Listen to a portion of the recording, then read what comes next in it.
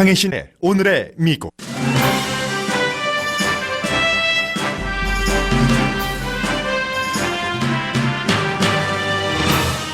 문재인 대통령의 교황 방북 주선, 북한의 남한에 대한 다정한 제스처와 일본에 대한 비난, 그리고 한국의 예멘인 임시 거주 허용 결정은 미국 언론도 보도합니다.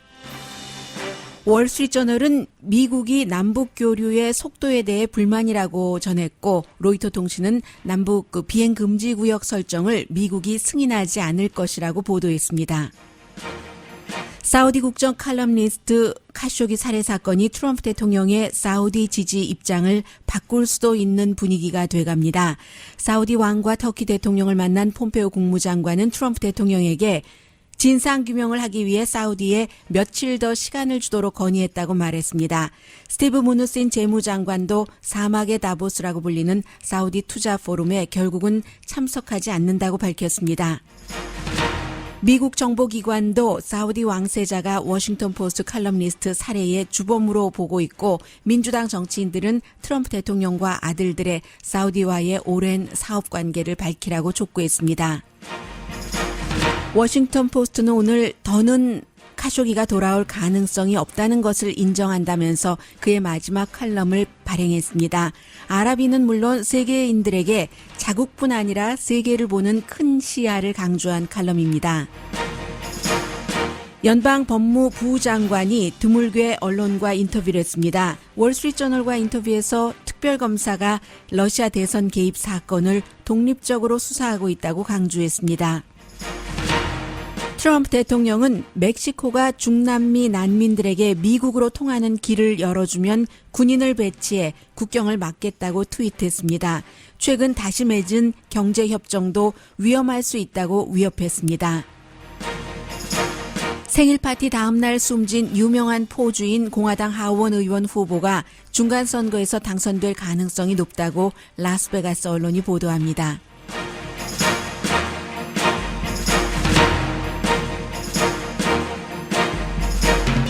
여러분 안녕하십니까? 오늘의 미국 강혜신입니다. 오늘 오랜만에 미국의 거의 모든 언론이 산발적으로 여러 가지 이슈에 대해서 남북 관계, 또 북한과 미국과의 관계 등을 보도를 하고 있습니다. 그래서 이제 결국은 올해 조금씩 얘기돼 왔었던 그 그림이라고 할까요? 큰 틀이 이게 이렇게 확정돼 가는구나 하는 것이 많이 보이고요. 그리고는 이제 또 하나는 거의 모든 언론이 다 전하고 있는데 내용은 전부 한국에서 받아서 전하는 내용입니다. 카톨릭 신자인 문재인 대통령이 프란치스코 교황을 만나서 이제 방북 초청 김정은 위원장에게 문재인 대통령이 얘기를 했고, 김정은 위원장이 그거 좋겠습니다, 고맙습니다 했고, 그 내용을 그대로 프란치스코 교황에게 전했더니 이 문재인 대통령이 말해주는 것만으로도 충분하지만 그래도 공식적으로 초청장을 받고 싶습니다. 방북 초청장을 받으면 무조건 응답하겠습니다. 네, 이렇게 얘기를 했다는 것이니까 결국은 미국 언론이나 한국 언론이나 똑같이 갈 수 있다라고 프란치스코 교황 차원에서는요. 그 이후에 교황청에서 어떻게 결정할지는 모르지만, 그래서 오늘 바티칸 신문 같은 것을 읽어봐도 그 부분에 대해서는 확실하게 나오지는 않고 있어요. 물론 지금까지의 교황과 이 프란치스코 교황이 다르기 때문에 지금까지는 모든 교황들이 과거로부터 공산주의와 카톨릭과는 어떤 관계예요? 너무 잘 아시는 그런 관계이고, 그리고 이제 북한에 실제로 종교가 존재하지 않고 그런 여러 가지 때문에 안 됐었던 것, 교황 요한 바오로 2세도 안 가고 못 갔었던 그런 사연들이 있는데, 교황은 한반도 평화라던가 세월호 사태 때의 그런 따뜻한 마음, 또 남북한의 화합을 위해서 기도한다고 그동안 수없이 얘기를 해왔었기 때문에 굉장히 긍정적으로 보이기는 합니다만은, 실무를 또 하다 보면은 또 어떤 반발이 나올지, 그래서 이 부분에 대해서는 자세히 지금으로서 이렇다 알 수는 없는데요. 한국 언론들 보면은 어떤 언론의 기사 제목을 보니까 교황 방북에 긍정적인 답을 하다. 그리고 북한이 종교 자유의 계기가 되나? 이 제목은 제가 제목만 봤지 기사까지 읽어보지는 않았는데 프란치스코 교황이 한 번 북한을 방문한다고 북한의 그 종교 자유 계기가 될 만큼 그렇게 오랜 동안 굳어져 왔었던 종교 비자유, 종교 없음, 김일성, 김정일, 또 김정은 교의 북한이 갑자기 종교 자유의 계기가 뭐 확실하게 될 리는 별로 없어 보이고요. 그리고 오늘 월스트리트저널이 미국이 서울의 북한 정책에 대해서 별로 좋아하지 않으면서 싫어하면서 뭐 분명하게 싫어한다는 표시도 트럼프 대통령이 지난주에 했고요. 마찰이 커지고 있다라고 보도를 하고 있습니다.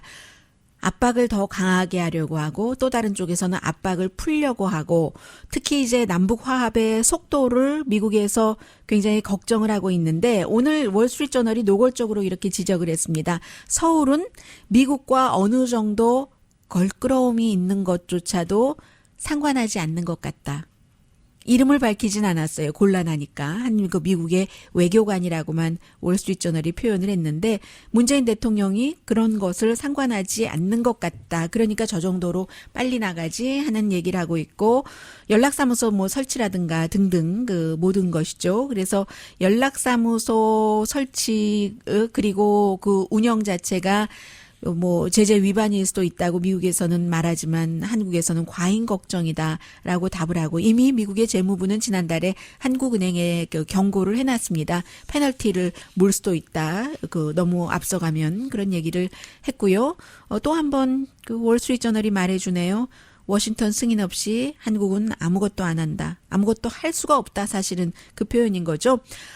그런 내용. 그리고는 이제 인권단체들 의료 지원을 하기 위해서 식량 또 주기 위해서 그런 형태로 북한 방문하는 것도 지금 미국 행정부가 다 막았고요. 그런데 문재인 대통령 하면은 요즘 점점 더 이 부분이 미국에선 드러납니다.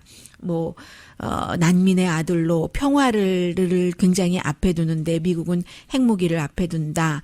동맹의 그 파열음이 지금 조금씩 나오고 있다.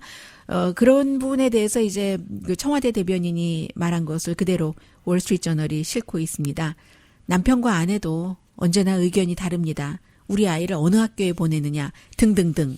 그렇다고 그 일을 가지고 이혼하지는 않잖아요. 이런 얘기를 한다고 하고 북한은 뭐 계속 제재 풀어라 하고 미국이 이중 게임하지 뭐 말로는 그렇게 좋게 다 해주면서 이거 뭐냐라고 얘기를 하고 이명박 대통령의 그 국가안보보좌관이었고 육자회담에서 앞에 있었던 그 천영우 씨 지금은 이제 한반도 미래포럼이든가요 이제 뭐 적을 두고 있는데 제재를 너무 빨리 풀면 평양에 유리하다.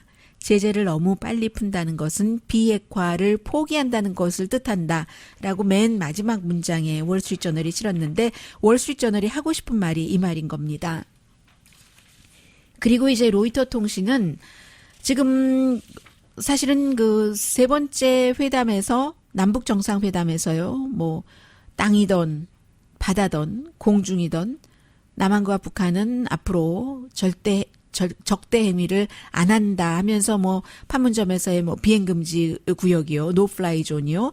해서 여기서 이제 그러면은 비행 금지 구역을 정하고 실행을 하고 하면은 한국과 미국의 합동 군사 훈련도 하지 못한다는 얘기고요. 그 지역에서 미국에는 굉장히 그 중요한 포인트인 거죠. 11월 1일부터 시행하는 날짜죠. 오늘이 며칠입니까?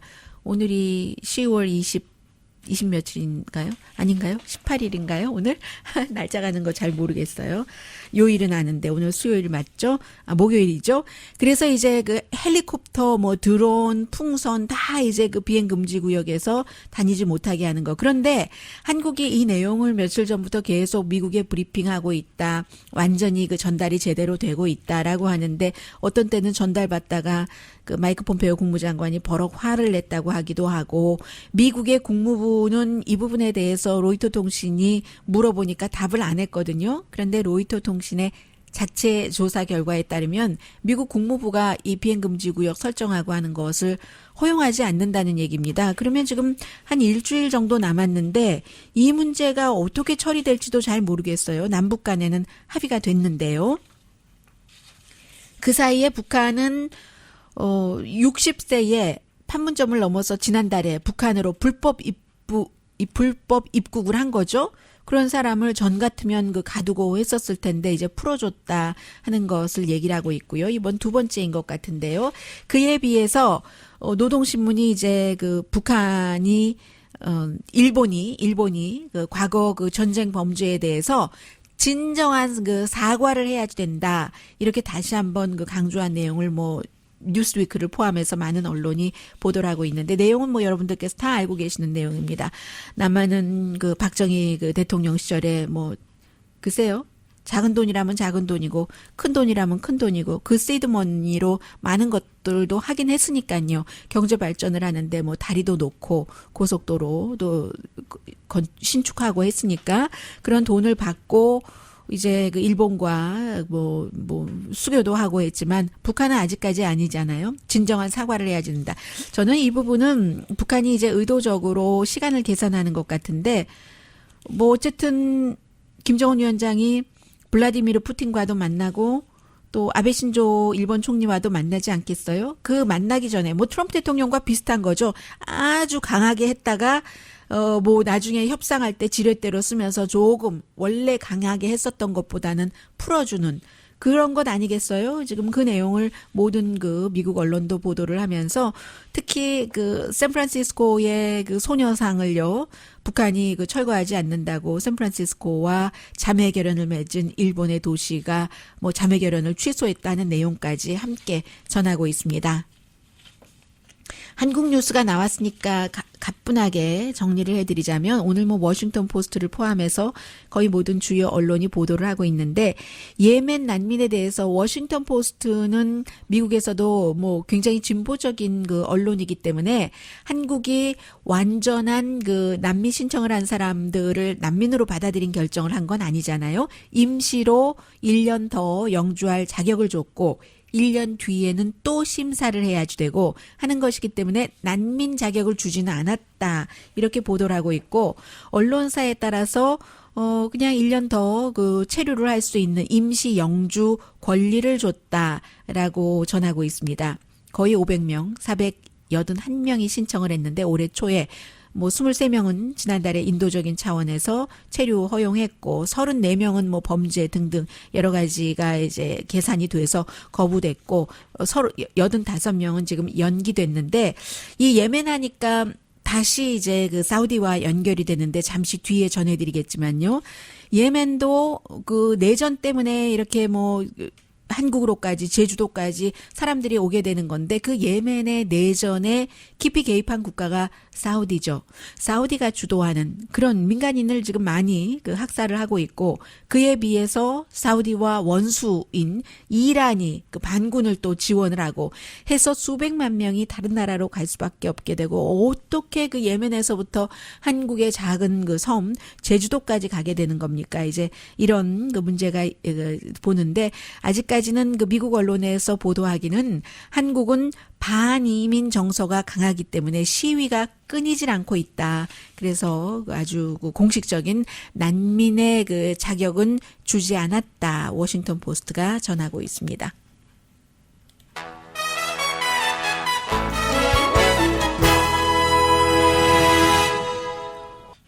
잠시 뒤에는 한국에서는 뉴스가 거의 한국 뉴스잖아요. 특히 이제 한국과 관련이 없는 그런 뉴스는 국제 뉴스라고 해서 아예 보지 않는 사람들도 많고 짧게 다루고 하는데 미국은 그에 비해서 세계를 주도하는 국가이기 때문에 국제 뉴스가 많고요. 저는 오늘의 미국이기 때문에 이 시간에 다 커버하지 못하니까 자세히는 못 다루고 다만 이제 한국이라던가 아니면 미국과 직접 연관이 있는 뉴스를 좀 다루고 있는데 잠시 뒤에 이제 여러 가지 내용 어제와 오늘 사우디아라비아에 대한 사우디 국적의 워싱턴 포스트 칼럼니스트 살해 사건에 대한 미국의 입장이 트럼프 대통령은 입장을 바꾸고 싶어 하는 것 같진 않아요. 그러나 어떤 경우는 트럼프 대통령이 맘대로 할 수 없는 그 바람이 불 때가 있는데 지금이 그런 바람이 부는 시기거든요. 그래서 결국은 이제 스티브 무누신 그 연방 재무장관도 사우디가 주도하는 그 투자 포럼에 가지 않는다고 발표를 했고, 워싱턴 포스트의 에디터가 어제부터 그 여러 방송과 인터뷰를 통해서 함께 일을 했었던, 더군다나 이 카쇼기라는 저널리스트가 아랍어로 그 칼럼을 쓰고요. 그게 더 편하겠죠. 본인의 정신이나 영혼이 그 본인의 모국어로 써야지 잘 나오겠죠. 물론 인디아나 대학교에서도 공부는 했지만 그렇게 해서 아랍어로도 번역을 하고 또 편집을 하고 하는 그 편집인이 아주 젊은 편집인이에요.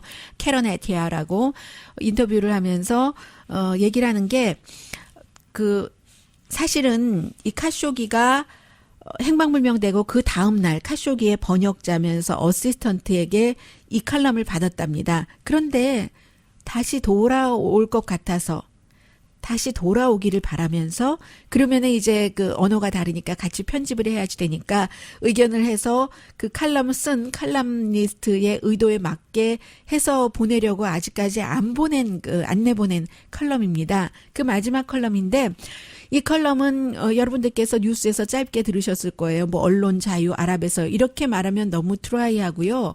그 안에 어찌 보면 만약에 한국에서 오늘의 미국을 듣고 계신 분이라면 정말 한국은 한국 뉴스만 하잖아요. 이 사람이 아랍인들에게 얘기를 하는 거지만 아랍인이 아니라 세계 모든 사람들에게 얘기하는 그런 컬럼이거든요. 잠시 뒤에 이 속보와 함께 어떻게 글을 썼는가 잠시 뒤에 전해드리겠습니다.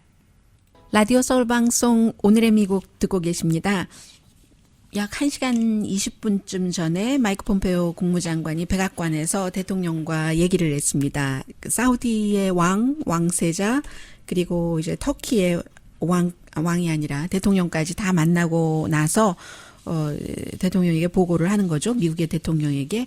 그런데 이제 아마 마이크 폼페오 국무장관은 본인의 그 일정 부분의 결론이 있을 것 같아요. 왜냐하면 세 사람을 다 만났으니까.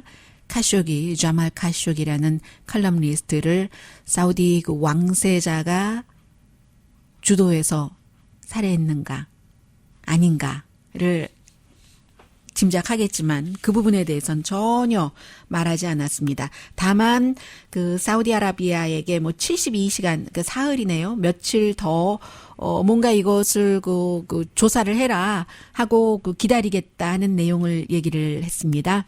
I told President Trump this morning that we ought to give them a few more days to complete that so that we too have a complete understanding of the facts surrounding that, at which point we can make decisions about how or if the United States should respond 미국이 어떻게 그 사우디에 대해서 반응을 할 것인가. 사우디도 나름대로 조사를 하고, 그리고 충분히 그 사우디는 조사할 그 태도를 보였다고 얘기를 하고, 미국도 마찬가지로 해서 사우디를 제재를 할 것인가. 이게 뭐 어려운 일이긴 하죠. 폼페오 국무장관이 얘기를 하는 것처럼 1932년부터 정말 오래된 미국과 사우디는 전략적인 파트너다라는 것을 강조를 했습니다. We have since 1932, a long strategic relationship with the Kingdom of Saudi Arabia. They continue to be an important counterterrorism partner. They have custody of the 테러 등등 해서 이제 그 사우디와 전략적인 파트너고, 꼭 트럼프 대통령 그 시대에 들어와서 사우디와 전략적인 파트너가 된 건 아니잖아요. 미국의 역대 대통령들이 전부, 특히 이제 그 인권을 중요하게 생각하는 대통령들도 어느 정도 어떤 때는 사우디의 인권을 비난을 하면서도 뭐 기지도 있고요. 미군 기지, 터키에도 있고요. 당연히 그런 식으로 전략적인 중동에서의 파트너일 수밖에 없는데, 다만 트럼프 대통령은 더 많이 뭐 무기라던가 아니면 이스라엘과의 관계 등등에서 조금 더 노골적으로 가깝다 하는 그런 그 정도고요.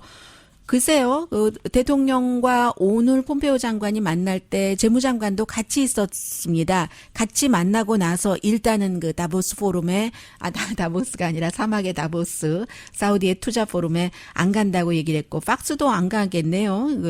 백악관과 같이 스텝을 맞추니까 거의, 소프트뱅크, 그 손정희 씨 그 소프트뱅크만 지금 큰 그 기업 가운데서는 결정을 안 한 것 같은데 참 그 어려움이 있어요. 대통령으로서도 분명하게 그 이란을 그 핵 협상도 다 다른 나라와 함께 한 것까지도 털어내버리고 압박을 그 하려고 또 추가 제재가 있는데 그러려면 사우디에서 그 원유 같은 것을 많이 이렇게 해야지 되는데 이 제재를 만약에 하게 된다면 그래서 시간을 준다는 게 사우디의 조사는 별 의미가 없다고 봐요.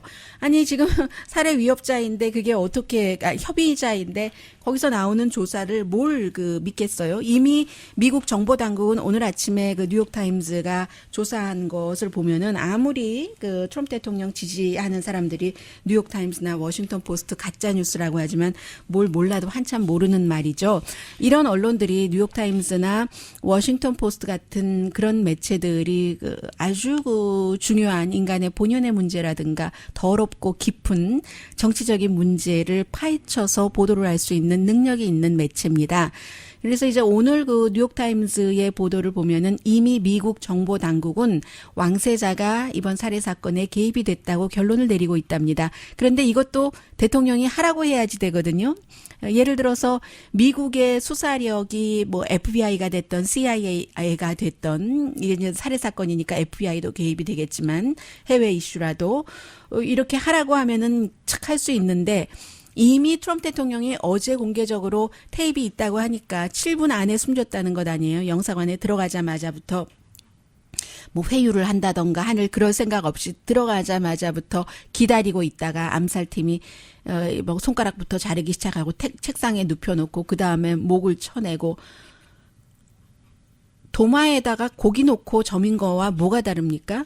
이제 그런 것인데 있다면 트럼프 대통령은 만일 있다면 봐야지 된다 했는데 이미 터키 당국이 미국과 영국에 줬다는 얘기가 상당히 맞게 들립니다. 왜냐하면 터키 당국도 그 정도로 주장을 하려면 미국이나 영국 같은 세계에서 신뢰받는 국가에게 그 정도 안 줬겠어요. 줬으리라고 생각되고요. 그런 것을 바탕으로 미국 정보 당국이 사우디 왕세자의 지시에 따라서 했다라고 보고 있는 건데 트럼프 대통령의 결정이 아주 중요한 거죠. 수사하라고 아직 지시를 내리지 않으니까. 그러나 미국 언론은 아무리 그 무기 파는 것도 중요하고 전략적인 파트너도 중요하지만 그냥 증거가 이렇게 확실하게 많이 나올 때 뭐 지금은 거의 그런 쪽으로 가고 있습니다만 그런데도 사우디 왕과 왕세자의 말을 믿고 우린 아무것도 몰랐다 하고 넘어가는 것은 아니지라는 그런 것이고요. 그래서 글쎄요 모르겠어요. 사흘 동안 사우디의 그 왕세자가 MBS가 무하메드 빈 살만이 희생양을 찾겠죠. 당연히 누구를 조사를 하고 살해팀 가운데서 뭐 이미 숨졌다는 사람도 있고요. 난 아무것도 몰랐다. 이 희생양을 찾는 만약에 그 본인이 그 용의자라면 그런 것이 또 얼마나 성공을 할지 용의자가 전혀 개입되지 않았을 확률보다는 개입됐을 확률이 너무너무 많기 때문에 심지어는 루돌프 줄리아니 트럼프 대통령의 개인 변호사도 많은 트럼프의 멤버들도 사우디 정부가 한 일로 믿고 있다. 워싱턴 포스트와 인터뷰에서 그 얘기했고요. 어제 제가 전해드렸는데 오늘 이 내용 많이 나오고 있네요. 그 폼페오 장관이 사우디 왕과 왕세자 만나러 가는 그때에 사우디가 올해 약속해놓고 주지 않았던 1억 달러 테러와의 어떤 그 이후에 그 재건 기금 같은 것이요. 시리아에 그런 것을 딱 그 입금을 했다는 그 내용 나오고 터키도 마찬가지예요. 사우디아라비아가 터키 측에 어떤 합동 투자할 수 있다 하는 것을 보여줬다고 하거든요. 그러면 이쯤에서 터키 당국이 더 이상은 터키 대통령이 지금 막 나서진 않잖아요. 대통령이 그 주물럭주물럭 하는 언론이 다 흘리는 거지. 그래서 합동 투자를 한다고 하니까 뭐 어느 선에서 터키도 멈출 수도 있고요. 아직 모릅니다. 아직 모르는데 그 사이에 이제 전부 민주당이긴 하지만 민주당 상원의원 11명이 사인을 하고 편지를 보내서 트럼프 대통령과 아들들이 그 과거부터 그 뉴욕의 플라자 호텔부터 트럼프 대통령이 어려울 때면은 계속 그 사우디 왕가에서 뭘 다 사서 캐시 주고 사서 또 뭐 살려주고 있었던 비즈니스 관계 다 공개를 해라. 왜냐하면 어제 트럼프 대통령이 그렇게 말하는 거 페이크 뉴스라고 하니까 의원들이 직접 그 사인을 해서 선거 캠페인 당시에도 트럼프 대통령이 8개 그 사우디와 사업을 하는 그런 회사를 갖고 있었거든요. 지금은 일단 그 트럼프 재단에서 활동을 멈췄다고는 얘기를 하지만 뭐 사우디아라비아와 호텔 딜하는 이런 것을 다 추진하던 8개의 회사를 2016년도에도 갖고 있었습니다. 그런데 이제 이런 사적인 것보다는 지금은 그 대통령으로서 무기를 사우디에 팔아서 뭐 일자리도 만들고 뭐 이런 것들 또 이스라엘과의 관계에 훨씬 신경을 쓰겠죠. 그래서 오늘 제가 이 내용을 전해드리겠습니다. 그 워싱턴 포스트의 편집인 그동안 그 카쇼기의 컬럼을 그 함께 카쇼기와 편집을 했었던 캐런 그 에타라는 편집인이 CNN 방송이 물어봤어요. 항상 이렇게 사우디로부터 어떠한 그 사우디 정권을 그 비난을 하니까 보복을 당할 것이라고 두려워했는가 그런 질문을 하니까 첫 번째 결혼해서 이제 아이들이 4명이 있잖아요. 그 자녀들에 대해서 굉장히 아버지로서 걱정했다는 얘기 The Saudi 하더군요. government was placing travel bans on his children to try to get to him. As far as 아들들이 사우디에 있는데 아버지를 보려고 그 비행기를 타지 못하도록 여행 금지 명령을 내렸다고 하고요. 그러나 자신의 그 위협 생명에 대해서는 특별하게 공개적으로 내가 아는 한 적어도 나에게는 함께 일한 그 나에게는 같이 뭐 아주 친했다고 해요. 그런 것을 자신의 생명에 대해서 굉장히 두려워한다던가 그런 것은 없었다 하면서 뭐 첫날부터 말씀드렸던 제야 인사라는 그런 그 레이블을 받는 것도 원치 않았다. labeled himself he as like he didn't want to be a dissident. He rejected that label. He rejected this 그런 idea that he 것을 was some sort of 거부했다고 하죠. 또 사우디의 정권 교체를 원했었던 것도 아니고 왕과의 붕괴를 원했었던 것도 아니고 다만 좀 개혁을 얘기했다라고 하면서 이제는 카쇼기는 돌아오지 못한다는 것을 받아들일 수밖에 없는 시점이다. 그래서 꼭 잡고 있었던 이 칼럼 카쇼기가 오면 함께 편집하려고 했던 이 칼럼을 세상에 내놓습니다. 했습니다. 칼럼을 마지막 칼럼입니다. 읽어드립니다.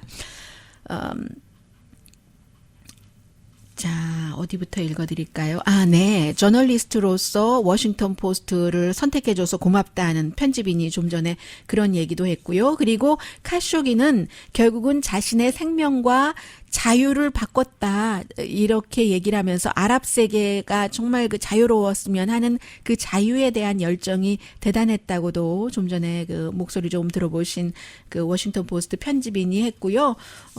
이 칼럼을 소개를 해드리면 중간중간 좀 빼야지 되겠는데요. 이렇게 시작을 합니다. 이 카쇼기의 칼럼이에요. 자말 카쇼기의. 온라인을 보다가 2018년 Freedom in the World, 세계의 자유 이런 그 자료를 보니까 아랍에서 유일하게 자유가 확보된 나라가 튀니지야. 그 다음에 제2진으로는 요르단, 모로코, 쿠웨이트인데 이 세 나라는 부분적인 자유를 누리고 있고 다른 아랍 국가에는 자유가 없다. 그 뜻은 아랍인들은 정보가 없거나 잘못된 정보 속에서 산다는 얘기인데 국영 매체가 대중의 심리를 가짜 뉴스로 마구오구 흔들어 놓고 그 가짜 선전에 속아서 슬프게도 그런데 이런 상황이 바뀔 것 같지 않습니다. 2011년도에 아랍 세계에 희망이 있었죠. 뭐 오렌지 혁명 같은 것이 있어서 그때 저널리스트, 학자, 대중들은 밝음, 자유를 기대했었는데 정부의 헤게모니가 강해지면서 정보 검열로부터 자유로웠으면 좋겠다. 이런 것들 다 사라지고 다시 오래된 현상이 유지되거나 더 나빠졌습니다. My dear friends, 잘 알려진 사우디의 작가, 이 사람도 그 칼럼니스트 지금 감옥살이 하고 있어요. 그 사람의 얘기를 하면서 사리 그 세히 얘기를 하면서 정부를 비난했다고 수감돼 있습니다. 그래서 카쇼기는 미국에 와서 일하고 있었잖아요. 1년 동안.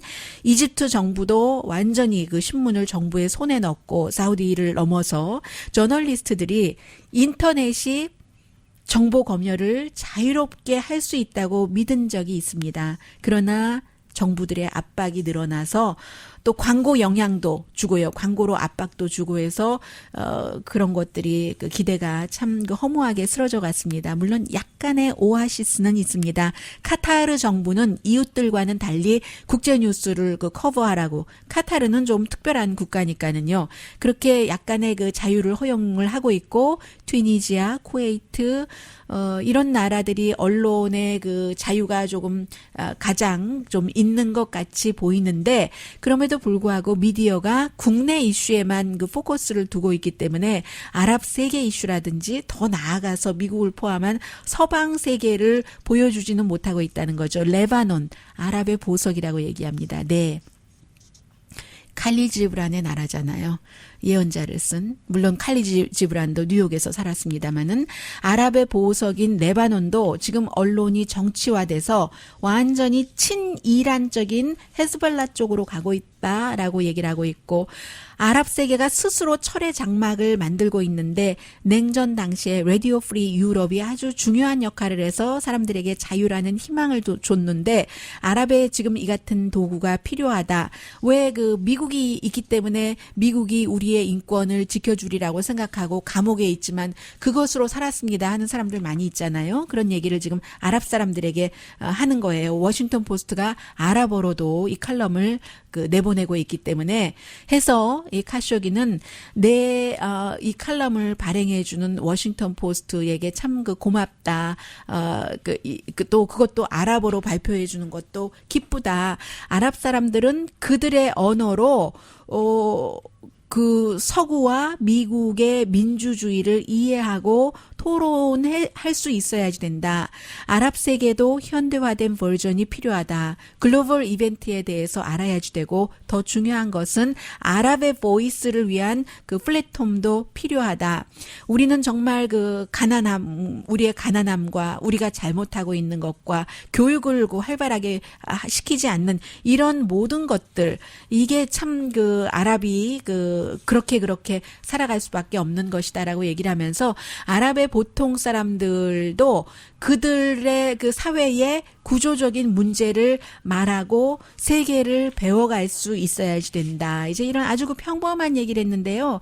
제가 지금 한국말로 말씀드리다 보니까 이 그 아랍어로 쓴 이 글을 영어로 다시 번역했었을 때 제가 읽었었던 그 느낌보다 훨씬 못했다라는 이런 생각이 들거든요. 그런데 어제 방송을 하고 나서 어떤 분이 그런 얘기를 해주셨어요. 뭐 아랍의 저널리스트 한 사람 숨진 것 같고 뭘 그러느냐고. 저널리스트 한 사람 숨진 것 같고 뭘 그러느냐고 라고 얘기를 했어요. 그게 중요하느냐? 그럼 미국이 사우디를 제재해서, 트럼프 대통령이 사우디를 제재해서 오일 값이 올라가야지 되겠는가?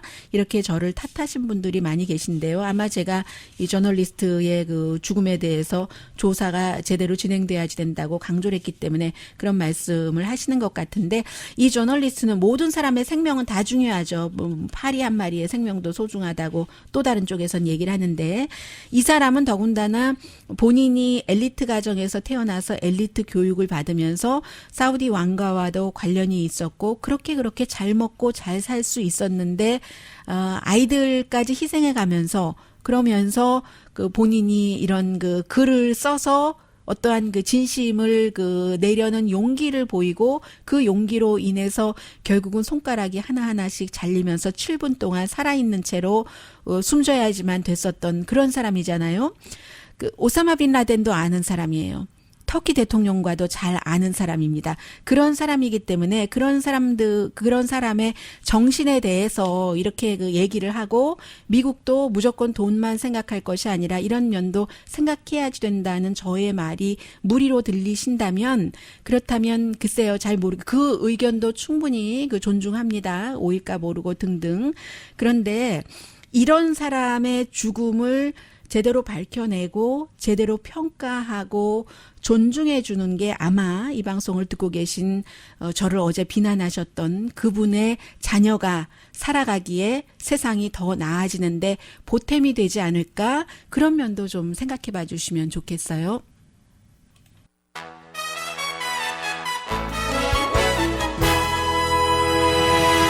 라디오 서울 방송 오늘의 미국 듣고 계십니다.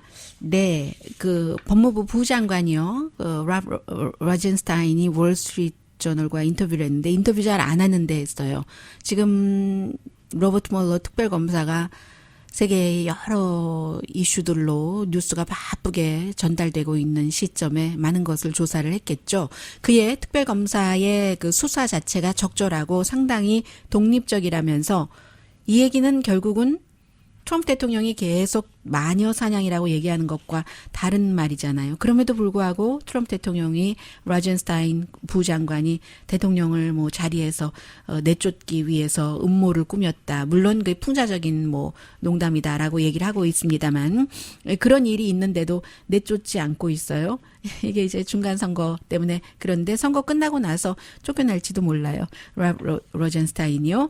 일반인들은 그 멀러 특별검사의 수사가 끝나고 그 결과가 발표가 되면은 증거의 바탕에서 그 수사 결과에 대해서 확신을 가질 겁니다라고 얘기를 했는데 언제라고는 말하지 않았어요. 그리고 러시아가 미국 대선에 개입했다는 증거는 분명하다고 강조를 했고 멀러 검사는 이게 그 대통령 그 팀과 연관이 있는가 이제 이런 것을 조사를 하고 있고요. 그만둔다 안 그만둔다 여기에 대해서 직접적인 답은 하지 않았는데 이 말은 하더군요. 저는 그 대통령이 원할 때까지만 부장관을 한다는 것, 이 점은 아주 그 분명합니다라고 얘기를 했고요. 어제도 이제 백악관에서 또 한 사람이 떠나갔습니다.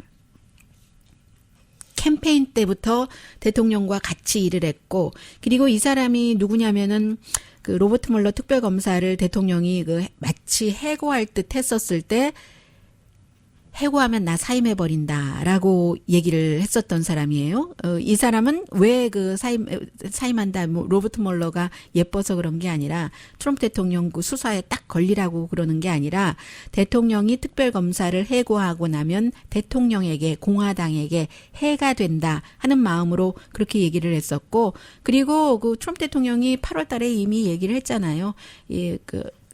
누구죠? 이 브렛 캐버너 연방 대법관이 완전히 대법관 자리에 올라가고 나면 이 사람 멈출 것이다 했고, 대통령이 미국 백악관에서 연방 대법관 지명자를 선택할 때 대통령들의 그 자문들이 중요한 역할을 하거든요. 그래서 캐버너가 전에 아들 부시 대통령 시절에 백악관에서 자문을 할 때 지금의 존 로버츠 연방 대법원장을 그 자리에 올리려고 굉장히 애를 썼었고 성공을 했습니다. 지금 단 맥건 그 백악관 그 자문도 어제 이제 마지막 일을 했는데 이 그 캐버너를 젊은 그 보수 대법관으로 만드는 거, 이것을 성공하고는 이제 손 털고 떠나는 거예요. 백악관에서요. 어제 이제 한 20분 정도 대통령과 페어웨일 미팅을 했다고 하거든요. 그리고 이제 그의 후임으로는 아주 그 보수적인 지폴네가 그 자리로 들어오게 되는 겁니다. 그래서 가만 보면 그 트럼프 행정부에서 저 사람 이제 나갈 것 같아 하면은 꼭 거의 나가더라고요. 그리고 또 하나 중요한 것은 연방 그 대법원장이요. 존 로버츠 대법원장이 그제였습니다. 사복을 입고 미국에서 9명 연방 대법관 모습을 볼 때는 거의 그 법복 입은 모습이잖아요. 사복 입고 양복 차림으로 연설을 했는데 미국의 연방 대법원은 독립적이 될 것이다. 이런 것을 굉장히 강조를 했어요. 연방 그 대법원장이 새로 대법관이 임명이 됐는데 그런 말을 하지 않거든요. 그러니까 대법원장 자체가 지금 사람들이 걱정하는 것처럼 상당히 연방 대법원 최후의 어떤 독립적인 기구의 보루라고 할 수 있는 연방 대법원이 정치화될 수 있다는 가능성을 인정을 하면서 대법원장인 내가 맡겠다 하는 것을 선언한 것이라고 보여지죠. 네, 이제 그 USMCA죠. 나프타를 새로 바꾼 그 이름. 그것도 위험할 수 있다. 지금 그 멕시코에서 중남미에서 미국으로 오기 위해서 멕시코를 통하는 그 사람들을 막지 않으면 내가 군인들을 다 보내서 미국과 멕시코 사이에 국경을 막아버리겠어. 이렇게 트럼프 대통령이 얘기를 했거든요. 그랬더니 팍스 앤 프렌즈의 3명 가운데서 그 한 사람 진행자 스티브 두리가 국경이 오픈돼야지 된다고 생각하면 민주당에 투표하고 아니면 공화당에 투표해라. 이렇게 아주 그 노골적으로 말했어요. 아마 이제 부재자 투표 같은 것 그 시작이 됐기 때문에요. 항상 11월이 벌써 다가왔다는 것을 그런 것으로 느끼네요. 강혜신이었습니다.